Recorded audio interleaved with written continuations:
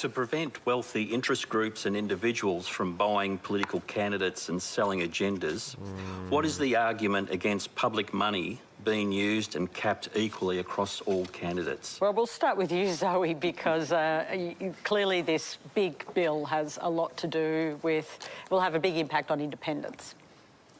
Yeah, so we need to get big money out of politics and we need to make some changes, and electoral reform is a good thing. So transparency, real-time disclosure, lowering the disclosure thresholds, all of those things I support. Forms of caps, maybe, but not if they entrench the major parties. These tills would never have won bill these that the seats. government has put forward, which was given to the crossbench, I might add, on Friday or Saturday, and was tabled today, and we are debating it tomorrow after a 6-month drafting process, I believe will entrench the major parties. And it's funny to me that they've been trucking along happily together until they're under threat, and now suddenly they've made a deal. Really the first time I've seen them cooperate on anything since I've been here, to put through legislation that entrenches their power. There is a cap on spending under this bill of $800,000 per candidate, but political parties would have a $90 million national cap. Now, they could advertise in marginal electorates like mine, saying vote Liberal or vote Labor, and that wouldn't be under the candidate's cap. And they have massive national brands that already give them an enormous advantage. More than 30% of Australians at the last election did not vote for one of the major parties. And unfortunately, this is a blatant attempt by those parties to cut those communities out of the frame. That's right. Wayne, what do you this make goes of after the Teals, and this goes after all the minor right them, parties. This will actually wipe out all that 30% of people that aren't voting for Liberal or Labor. I'm concerned that what I've seen in the last election, where $1 billion was spent on one presidential candidate. I think in Australia we're unique with a compulsory voting system. You still owe $20 million at the end of it. I'm starting to see that the political debate and discussion in our community with all these mechanisms of social media has been watered down.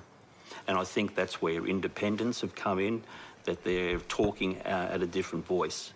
I just believe that if there's going to be money spent, that it should be equal across all candidates in each electorate, so that they all have an equal voice and can put up an equal an argument and debate in their respective communities. It's an interesting point you make, Wayne, because the government says that this is about getting big money out, and tonight Clive Palmer has spoken on ABC TV as well, talking about that. He's obviously challenging it in the High Court. Tim Costello, are the laws fair enough, or are you worried about the impact they'll have on new entrants into politics? What does that mean? That anybody could run for politics and get an equal amount of money than the big guys? Is that what they're proposing?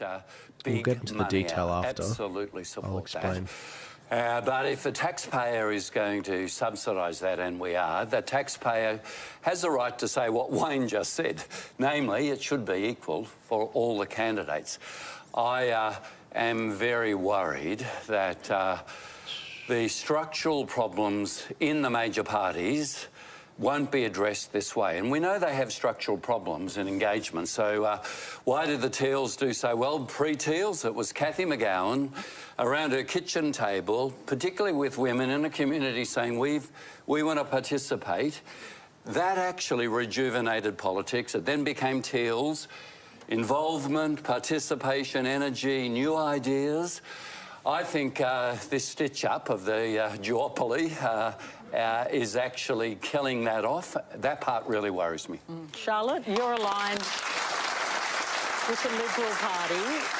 Is it a deal between the two big parties just to lock everyone out, a bit of a sort of let's just keep us here? Well, I think it's important to note that Labor will be the biggest beneficiaries of this, and this is because they have the unions. There are, in New South Wales, I think about 20 unions that are directly affiliated with the ALP.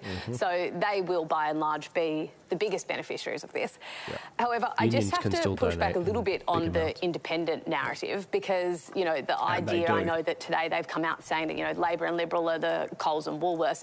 And I do think that in a political campaign, you always want to pitch yourself as the underdog, because Australians love backing an underdog.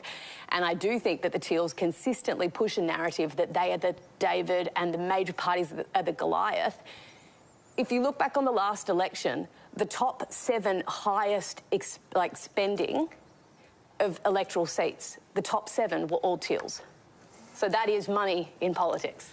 Okay, but the question is... It's true.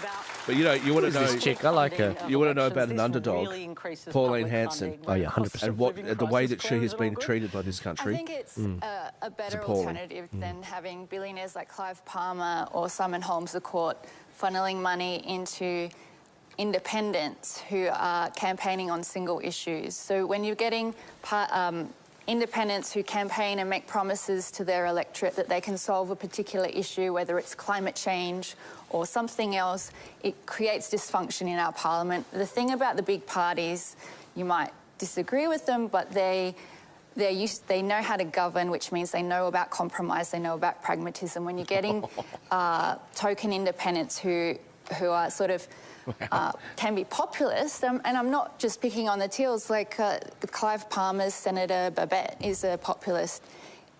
I mean, what do they actually add to our parliament? Well, Zoe does not like this at all. Have something to say about that. UAP got a massive amount of votes around the country. He represents a lot of people, you know, and they weren't buying what the majors were selling. Any compromise or reasoned conversation between the two major parties for many years before I was in effect dragged kicking and screaming by my community to run. She keeps talking about because the crossbench had to create a bridge between those two combative entities where one says, I want to do something, and the other one says, nah. And there is zero collaboration between them. All they do is fight, roadblock, and we don't get progress on big issues. And that's why independents like me are there, because our communities got together and said enough is enough is enough. And they fundraised and they scraped up money and they got together volunteers and they put on T-shirts and they door knocked and they targeted only blue ribbon Liberal areas and no Labor areas, just by coincidence. The last 3 years has been incredibly productive in terms of the way the independents have dealt with the government, and long may it last. Please, let's not go back to what it was before. Okay. I see your comments, guys. I'll read a bunch of them out when I get a chance. I just don't want to interrupt the stream. About how much money was spent in some of the seats that, you know, including yours, where the seats were won. Do you accept that critique that you spent a lot more money than some of the other campaigns? Yeah, because my seat was a safe Liberal seat since Federation, and I had to build a brand in 5.5 months to win an election against a juggernaut that is the Liberal Party. Now, if we level the playing field so we really all do have a fair crack at it, fine. But that's not what this bill does. And indeed, I'm now an incumbent, so I have an incumbency advantage. I have an office, I have staff, I have the money that comes with each vote that the government's trying to get through if this bill passes. But what about new entrants, new independents across the country where communities are mobilising? They will be totally nobbled by this legislation. So sure, get the big money out, but take the power of the major parties out too, because this playing field that they're creating is tilted in their favour. Charlotte, on that, I just want to put to you... She's not wrong. She's on the left, but she's not wrong. Because you say, you know, the unions and Labor do pretty well. Well, why are the Liberals agreeing then? They must really be more worried about the Teals than they are about the Labor Party. Well, I think in essence, like, everyone can agree in a common sense approach, I think, to a lot of the points Claire made, that trying to get money out of politics. We don't want Australia to follow in the United States' footsteps, where we have these massive super PACs and, you know, you essentially have people like Elon Musk massively controlling it. So I want to see Cardi B over here for the next Labor endorsement. The idea of individuals Shaq for the voice. Shakeel is very Shakeel and Albo. important. And that's just to Zoe, your point there. You said, you know, you only had a 5.5 month to build a campaign and you wanted, you know, to take the Liberal seat. But do you extend that same understanding to Senator Babette? Because do you support the way that they spent all of the money in your seat? Is that okay, someone like Clive Palmer spending the exact same, you know, or if not more, for his candidates? No, so as I've said, I think there is a case for forms of caps. Oh, so individual I see. Now you've just undermined yourself, and an Aussie audience sees through your bullcrap. Oh my God! Absolutely agree with that. The problem is, Joel, your audience once might you see start through delving it. into how to actually do this, where do you set the cap of how much people can donate? Where do you set the cap of how much people can spend? How do you create a level playing field between a total newcomer? Can I translate what you're saying?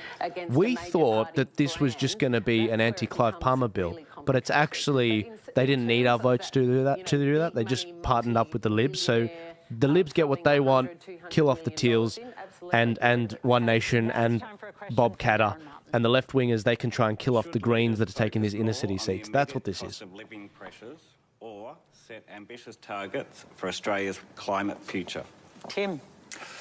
I believe they've got to do both. I think the American election is proof that cost of living, even though the figures weren't too bad under Joe Biden, but people felt they were not better off than 4 years ago. That killer question from Trump, actually, I think was the reason, along with migration, immigrants, for the result.